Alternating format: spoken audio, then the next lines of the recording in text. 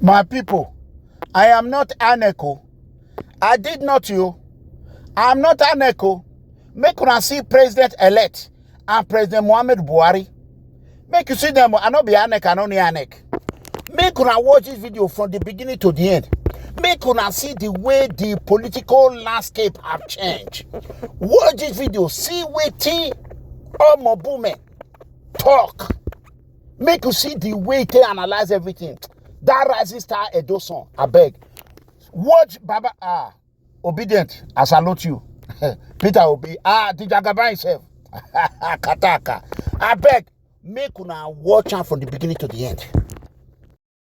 When PDP said they wanted to take power by force, little did they know that the emergence of Peter Obi was the biggest threat that PDP has to deal with.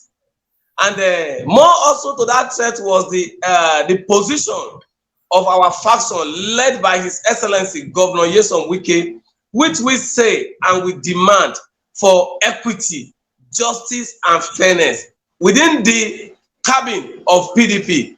And then we have expected that every person that is a card-carrying member of PDP will root support for the constitution rather than political interest and affiliation.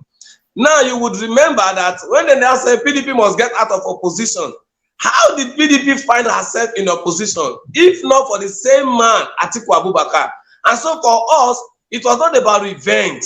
It was about justice, equity, and fairness. You cannot alienate the South from the scheme of things. If we allow him to alienate the South, it therefore means that the presidency that Abubakar is going to spearhead is still going to alienate the South.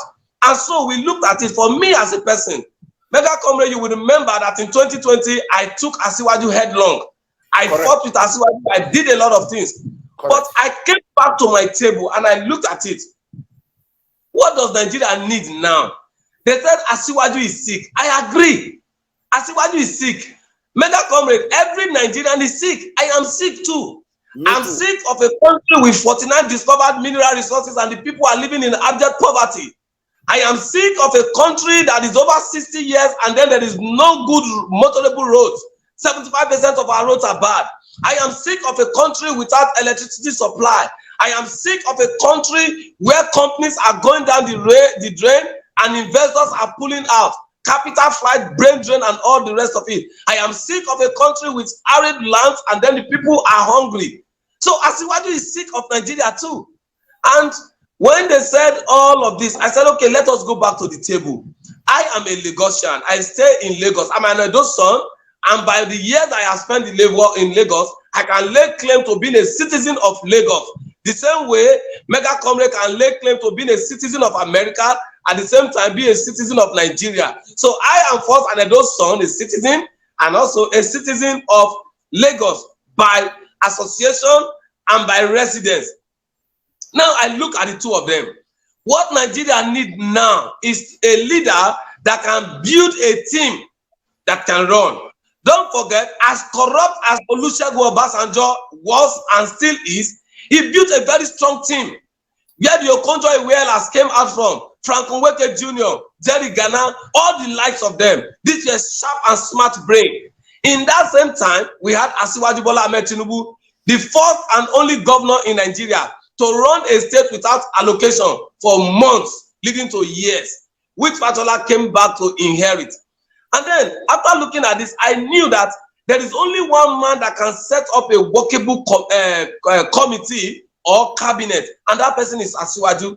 I look at Asiwaju and I know that in spite of the bias, of the hatred, of whatever I have for him, one thing I cannot take away from Asiwaju is Asiwaju remains the only politician in Nigeria and in Africa that can build the next generation of young leaders that can pilot Nigeria and any state of Africa to prosperity. I see that in Asiwaju.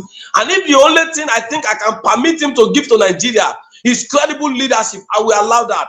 Whenever I look at Fashola, I will remember Asiwaju. When I look at Ambode, I will remember Asiwaju. When I look at Sowolu, I will remember Asiwaju. When I look at Osibajo, who became the vice president of APC, I remember that Asiwaju sacrificed his own Muslim presidential ticket in 2015 to build an Osibajo. When I look at Rauf Arigbesola, I will remember an Asiwaju. When I look at Dapo Abiodun, I Look will at remember. Buhari, Muhammadu Buhari. When I look at Muhammadu Buhari, I will remember an Asiwaju. I can go on and on. More of the persons they have built into leadership, we have more positive minds than negative minds. So the onus is on us to expect that Asiwaju should lead us to building the next generation of leaders who will be selfless in handling Nigeria the way Lagos has been built to prosperity, whether we like it or not. This is my focus. And again, as against my own candidate, who has not even faced the general election and was threatening to annihilate us politically, I am going to arrest them, I am going to jail them, I am going to sell an NPC to my cohorts in our very eyes, and you want us to just allow you to come back and take that. All of these were the things we look at.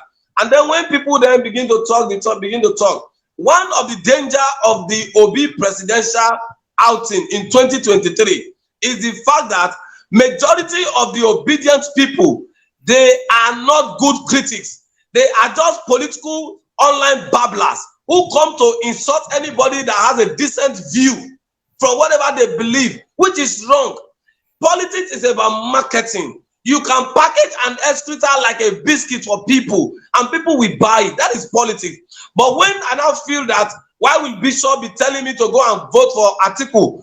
He's stupid. He should have told me I should go for Obi. That means I am not respecting the right of Bishop, and Bishop is not respecting my rights. Politics is about understanding the people's right and the call for justice for them to be able to stand for what they believe in.